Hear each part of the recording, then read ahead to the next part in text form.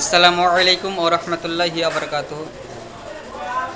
আলহামদুলিল্লাহ আলহামদুলিল্লাহি রাব্বিল আলামিন ওয়াসসালাতু ওয়াসসালামু আলা হাবিবিহিল কারীম ওয়া আলা আলিহি ওয়া তাইয়্যিবিন ওয়া তাহিরিন ওয়া সুহাবিহিল মুকাররামিন ইবনিহিল কারিমিল গাউসিল আ'জামিল জিলানিল বাগদাদি ইবনিহিল কারিমিল খাজাহুল আ'জামিল আজমিরি وشاهد محبة إمام أحمد رضا فاضل البرلوي أجمعين. فأعوذ بالله من الشيطان الرجيم. بسم الله الرحمن الرحيم. يا أيها الذين آمنوا اتقوا الله وكونوا مع الصادقين. صدق الله العظيم وصدق رسوله النبي الأمين الكريم النعيم المتين الرؤوف الرحيم.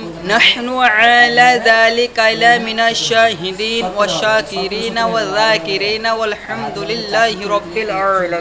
সমস্ত তারিফ প্রশংসা মহান রব্বুল আলামিনের জন্য এবং তার প্রিয় হাবিব নবী করিম সাল্লাল্লাহু তাআলা আলাইহি ওয়াসাল্লাম এবং তার সমস্ত সাহাবী এবং সকলের প্রতি দরুদ সালাম বর্ষিত আমিন। শ্রদ্ধেয় সম্মানিত সকল মুসলমান জাতি সকলকে ক্ষুদ্র জ্ঞানে সংক্ষিপ্ত আলোচনা আমি ইসলামিক বিষয় কিছু আপনাদের সম্মুখে শেয়ার করতে চাই। বিষয় যে বর্তমান কয়েক দিনে আমরা ফেসবুকে লক্ষ্য করে প্রত্যাখ্যান করতে পারছি যে ফেসবুকে তোড়পাড় চলতেছে যে নবী করিম সাল্লাল্লাহু তাআলা আলাইহি ওয়াসাল্লাম নবী হয়ে জন্মগ্রহণ করেছে নাকি জন্মগ্রহণ হওয়ার পরে নবী উপাধি লাভ করেছে। কয়েকদিনে আমরা এটা খুব চলতেছে নেট জগতে, অনলাইন জগতে। এটা আপনার ফেসবুকে ঢুকলেই দেখতে পাচ্ছি যে একে গালি দিচ্ছে, এর বিরুদ্ধে বলছে হবে না। কেউ বলছে যে নবী করিম সাল্লাল্লাহু তাআলা আলাইহি ওয়াসাল্লাম যে নবী হয়ে জন্মগ্রহণ করেছে এবং কেউ বলছে নাকি নবী হয়ে জন্মগ্রহণ করেনি। এখানে মানুষ যারা মুফতি মৌলবী यानी ধর্ম অবলম্বনকারী যারা ধর্মীয় গবেষক পদে যারা আছে তাদেরকে এই বিষয়গুলো প্রথমত সলভ করতে হবে। এইগুলো নেট জগতে ভাইরাল করলে চলবে না। কারণ যদি আপনি দেখুন নেট জগতে যদি ভাইরাল করেন তাহলে বিষয়টা কি হবে যে আমরা যারা পাবলিক আছি, যারা পাবলিক আমাদের সমস্ত পাবলিক একটা বিভ্রান্তে পড়ে যাচ্ছে যে একজন বলছে যে নবী করিম সাল্লাল্লাহু তাআলা আলাইহি ওয়াসাল্লাম যে নবী হয়ে জন্মগ্রহণ করেছে, আর কেউ কেউ বলতেছে যে নবী করিম সাল্লাল্লাহু তাআলা আলাইহি ওয়াসাল্লাম নাকি নবী তিনি জন্মগ্রহণ করার পরে নবী উপাধি লাভ করেছে। এতে মানুষ বিভ্রান্তে পড়ে যাচ্ছে যে কোনটা মানব আর কোনটা ছাড়ব।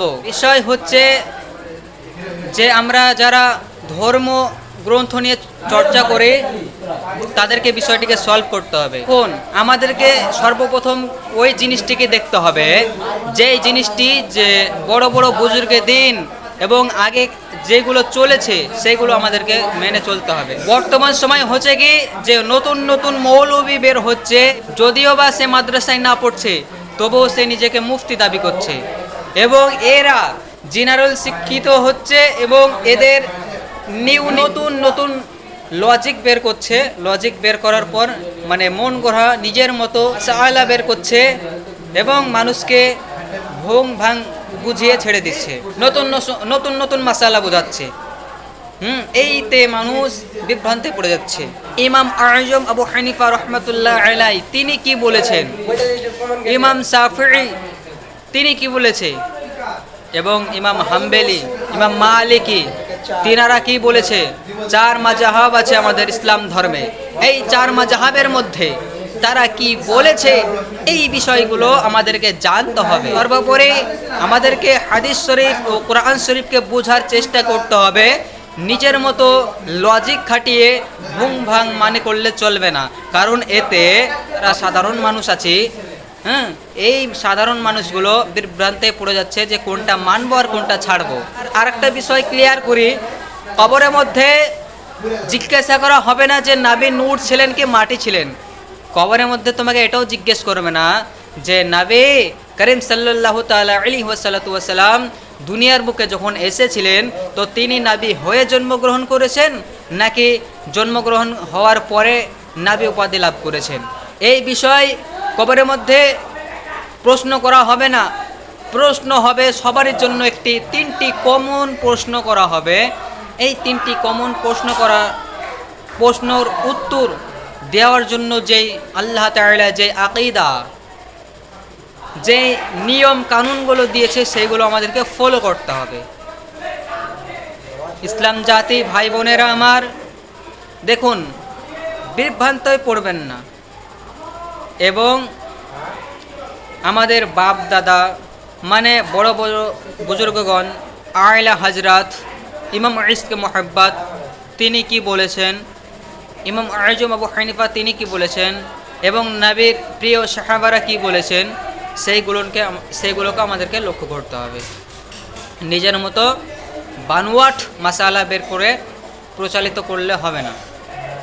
যেমন বানোয়াট কেমন মাসালা প্রচারিত করছে দেখুন, বর্তমান যুগে একজন বক্তা উঠেছে যে যার নাম হচ্ছে আব্দুর রাজ্জাক বিন ইউসুফ।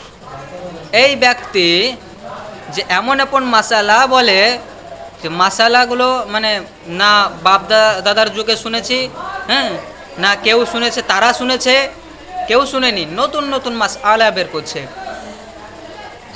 সেগুলো কি? সেগুলো হচ্ছে যেমন তিনি বলেছে যে যদি নাপাক হয়ে যায়, হ্যাঁ, বলছে যেমন নাপাকি একটি বস্তা, যেমন একটি বস্তা বা কম্বল বা কেথা এতে প্রসাব করে দেওয়া হয়েছে, এই প্রসাবের কেথা গায়ে দিয়েও নামাজ হয়ে যাবে, এই কথা বলেছে।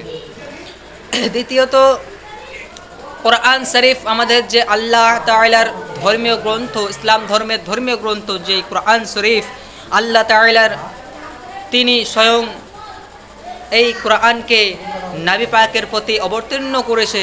এই কোরআনকে তিনি বলছে জ্বালিয়ে দাও, যদি পুরাতন হয়ে যায় তো কোরআনকে জ্বালিয়ে দাও, এই কথা বলছে।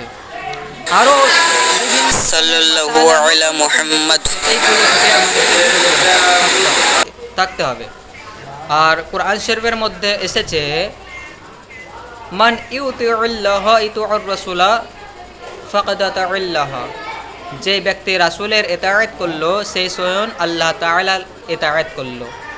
আর একটি হাদিস পাকের মধ্যে এসেছে যে কুল ইন কুনতুম তুহিব্বুনাল্লাহ ফাত্তাবিউনি ইহকুমুল্লাহ ইয়াগফিরু লাকুম যুনুবাকুম আল্লাহু গফুরুর রহিম। কোরআন শরীফের মধ্যে আল্লাহ তাআলা ঘোষণা দিয়েছেন যে মা আতাকুমুর রাসূলু ফাখুযুহু ওয়া মা নাহাকুম আনহু ইন্নাল্লাহা সাদিদুল ইকাব। যে ব্যক্তি রাসূলকে রাসূল যে জিনিসটিকে দিয়েছে সেটাকে গ্রহণ করো এবং যেটি মানা করেছে সেটি থেকে বিরত রাখো, কারণ আল্লাহ তাআলার আযাব খুব ভয়ানক। এ হচ্ছে বিষয়।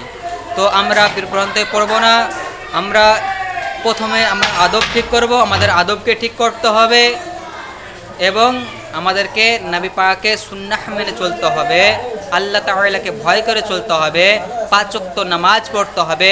আল্লাহ পাক রব্বুল আলামিন কোরআন শরীফের মধ্যে ঘোষণা দিয়েছে যে ইন্নাস সালাতা তানহা আনিল ফাহশাই ওয়াল মুনকার, নিশ্চয় নামাজ মানুষকে বেহায়াত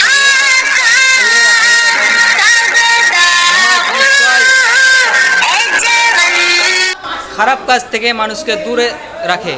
অতএব আমাদেরকে 5 ওয়াক্ত নামাজ পড়তে হবে।